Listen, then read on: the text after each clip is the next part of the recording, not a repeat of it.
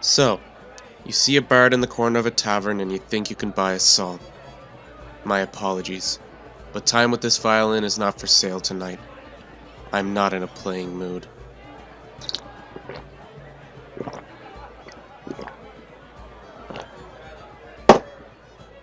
Oh. Okay, tell you what. You buy me another drink and I'll tell you a story instead. Thank you. Alright. The tale I'm about to tell you is completely true, and will describe how every day of your lives are subtly shaped by secrets and lies that are put in place to undermine you. Tell me, what do you know of the Underdark? Deep under the earth is a hard place of ambition, greed, and backstabbing. The Drow city of Noctalo stands as the peak of Lolth's teachings, where infighting and distrust breed strength. A young boy with a talent for music and charm, whose mother was the matron of a noble and ancient Drow house, was offered up for more political sway than they already had. This boy was named Hastur. Hastur Tsathandaleer. Noctalo had a talent for breeding the best spies, assassins, saboteurs, and blackmailers on Toril, and they each fell under the control of Noctalo's vast intelligence network, the Grey Order. By giving her son up to the Grey Order, Hastur's mother proved her service to Noctalo and appeased the other noble houses. And though he never saw his mother again after the night he was taken, he understood. He was Drow. Hastur was taken far from the city to a training compound where he'd spend the next decade of his life. The Grey Order would be tough on him. His noble name meant nothing to them, and he was expected to fall in line with his new matron, Matron Ralva, the Grey Order instructor.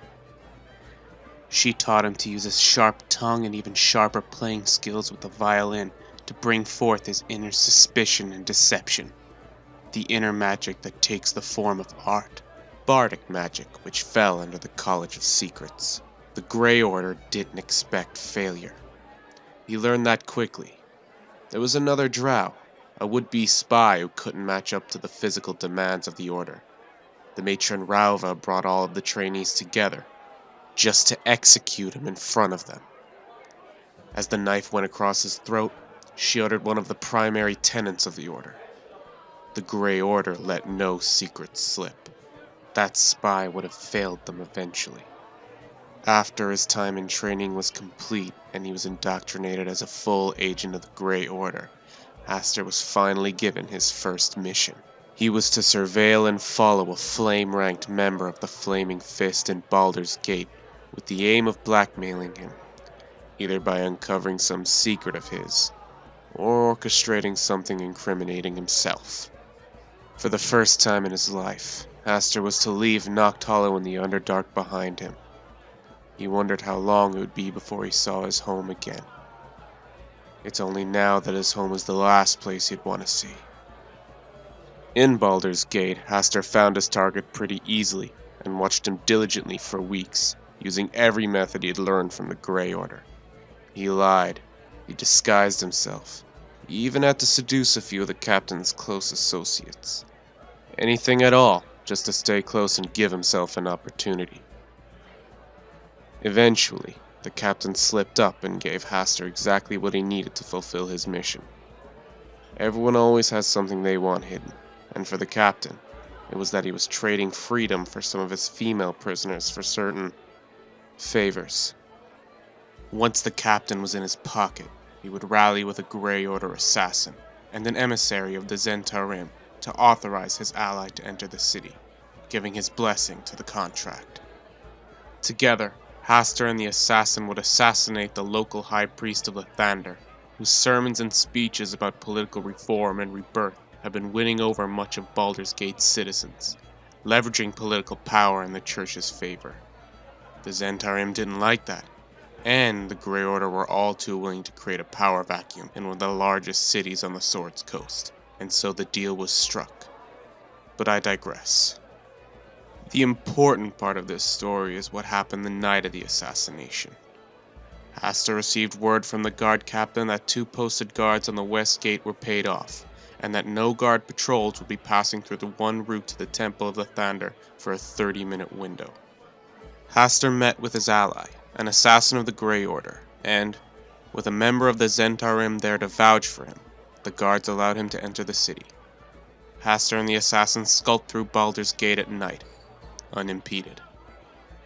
The assassin, the more experienced of the two, took charge of the mission, spearheaded the infiltration of the Temple of the Thunder, and ordered Hastur to keep their watch. Their 30-minute window was running down, so they had to be quick. Hastur was positioned in the main landing of the upper portion of the temple, where the priest's chambers were. The assassin was to sneak inside and cut his throat while Hastur stood guard outside, but Hastur made a mistake. While keeping watch, he heard a noise from down the hall, in one of the other rooms.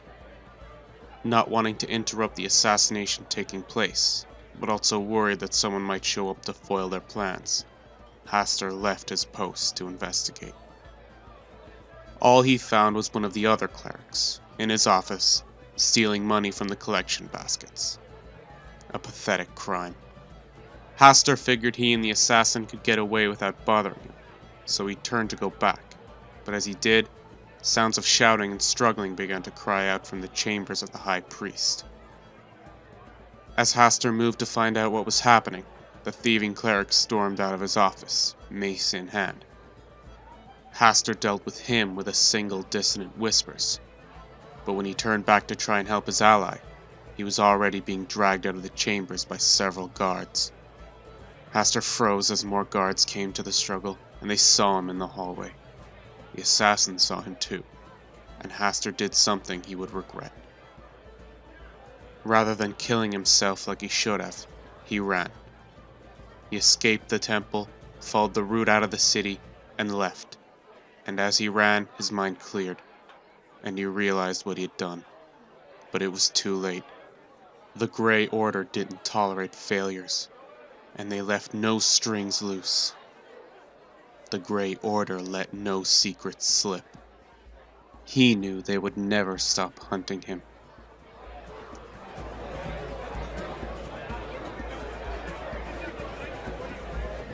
I already told you this story was true, so if you're wondering what has happened to Hastur since then, he's still running. He ran as far as he could go, but judging by the sideways glances he was getting by many drow he noticed on his way into town, it was time for him to stop running.